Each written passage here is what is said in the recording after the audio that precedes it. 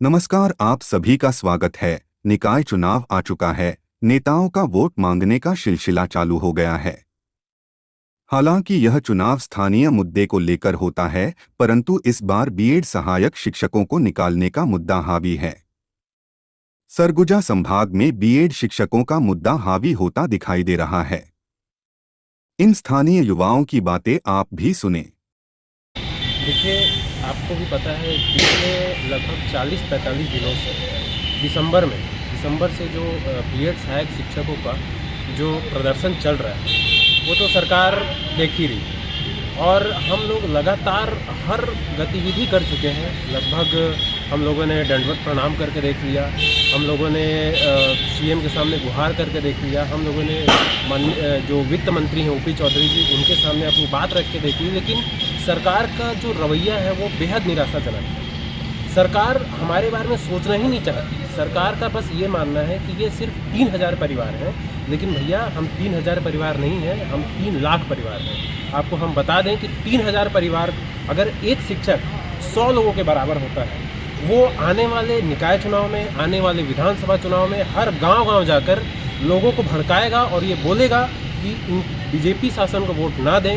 क्यों दें हम आपको वोट, जब आप युवाओं का कोई बात आप सुन नहीं रहे हैं। आप युवा की बात करते हैं, हम युवाओं को रोज़गार देंगे। अभी मोदी जी ने कल बजट पेश किया, उसमें वो लगातार बोल रहे हैं कि हम युवाओं को इतने रोज़गार देंगे, इतने नौकरियां देंगे।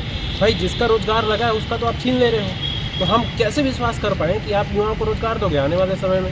हम क्यों आपको वोट दें? हो सकता है कि हम नगरीय निकाय चुनाव में महापौर को चुने और कल के डेट में आपका जो शासन है वो ये बोल दे कि हमारे पास पैसा ही नहीं है, जैसा कि शासन हमारे लिए कह रही है कि हमारे पास पैसा नहीं है, हम नहीं कर पाएंगे समायोजन। भाई, बीएड वाली की अगर कोई गलती है तो आप बताओ कि आपकी ये गलती है, हम आपको रोजगार नहीं दे पाएंगे। तो क्या लगता है कि अभी जो आगामी निकाय चुनाव होना है उसका बहिष्कार करने वाले हैं आप लोग? बहिष्कार कर दिया आप लोग? लगभग 3000 परिवार हैं और 3000 परिवार नहीं, मैं आपको बार बार बोल रहा हूँ, ये 3 लाख लोग हैं। एक शिक्षक 100 आदमी को लगभग टच करता है और 100 आदमी का माइंड वॉश करने का दम भरता है। और ये 3 लाख लोग सारे के सारे नगर निकाय चुनाव में और आने वाले विधानसभा चुनाव में अगर हमारा समायोजन नहीं होता, आने वाले विधानसभा चुनाव का पूरी तरीके से बहिष्कार करेंगे और जितना हो सके इस मामले को गांव-गांव तक पहुंचाएंगे, चाहे इसके लिए हमको कुछ भी करना पड़े। अभी निकाय चुनाव में भी वोट नहीं देंगे? ये अंबिकापुर नगर निगम में अगर आप देखेंगे, अंबिकापुर से मात्र 140 परिवार हैं और ये 140 परिवार ना खुद वोट देंगे और ना अपने दोस्तों, ना रिश्तेदारों को वोट देने के लिए प्रेरित करेंगे। जहां तक हमको हर स्थिति में वोट से बचना है और लोगों को प्रेरित करेंगे कि इस सरकार के खिलाफ वोट करें। जी, क्या लगता है कि चुनाव सामने है, बीएड आप लोगों को जो है बीच का रास्ता नहीं निकाला गया है, सरकार निर्णय नहीं कर पा रही है, क्या मानते हैं? देखिए, इतना बड़ा भी मुद्दा नहीं था कि इसका रास्ता ना निकले। बीच का रास्ता हमेशा हम पिछले 1.5 साल से गुहार लगा रहे, जब से भाजपा की सरकार बनी हम गुहार लगा रहे हैं। हर एक नेता, हर एक विधायक, हर एक मंत्री, मतलब यहाँ तक कि संगठन के लोगों से भी हम जाकर बार बार मिले हैं, गुहार लगाए हैं और उनकी तरफ से हमेशा ये बोला गया कि बीच का रास्ता निकाला जाएगा।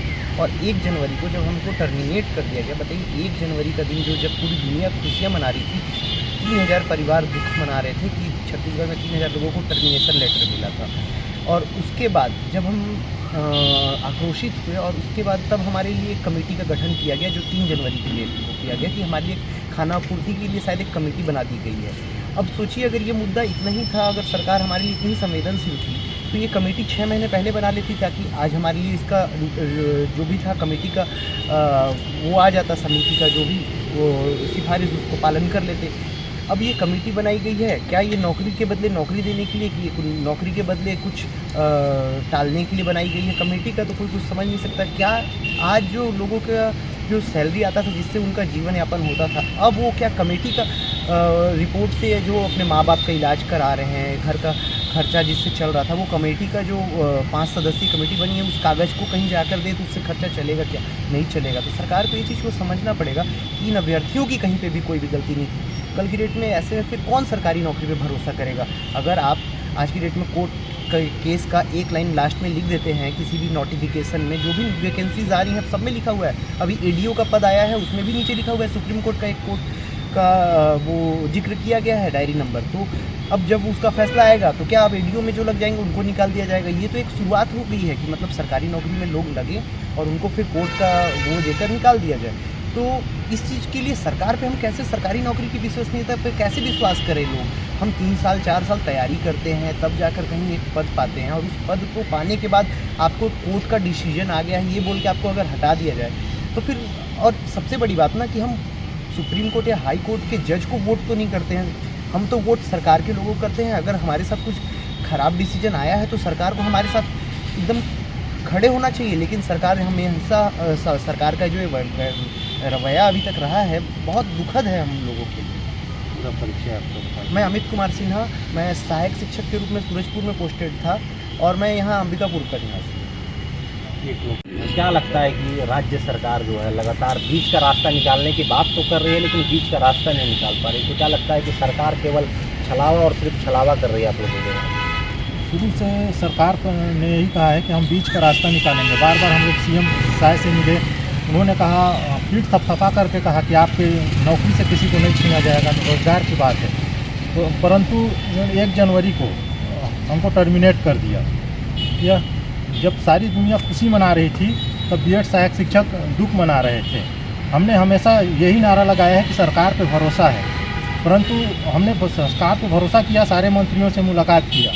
हमारे जो है मोदी सरकार के द्वारा जारी भारत के राजपत्र पर भरोसा करके हमने पढ़ाई किया था और सारे नियम एवं प्रक्रिया को पालन करते हुए नौकरी लगा, और छत्तीसगढ़ की भाजपा सरकार ने हमें नौकरी से निकाल दिया। दुनिया की सारी सरकारें रोजगार देती हैं, पर छत्तीसगढ़ की भाजपा सरकार पहली सरकार है जो किसी के नियमित रोजगार को छीनती है।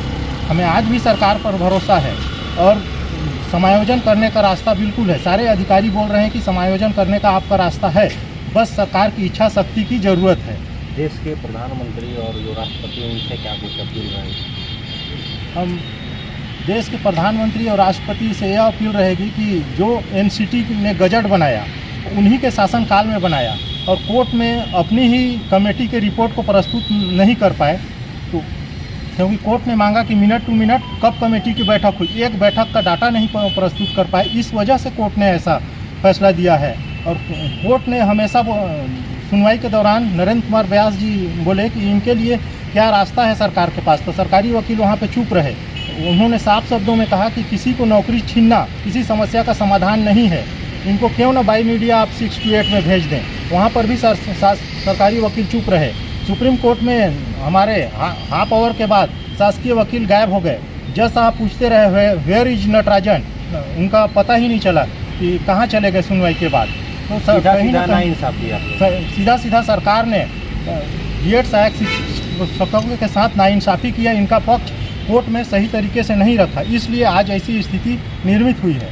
और हम सरकार से विनम्र अपील कर रहे हैं कि हमारा इस मुद्दे का जल्द निराकरण करें, हमें समायोजित करें, क्योंकि इससे हमें बहुत सारे आर्थिक और सामाजिक तंगियां हो रही है। हमारी प्रतिष्ठा इसी पद के साथ जुड़ा हुआ है, हमारा सम्मान खो चुका है। हम मोहल्ले में निकल नहीं पा रहे हैं, कोई पूछ रहा है कि सर आप स्कूल नहीं जा रहे हैं, हम उसे क्या जवाब दें, हम जवाब नहीं दे पा रहे हैं।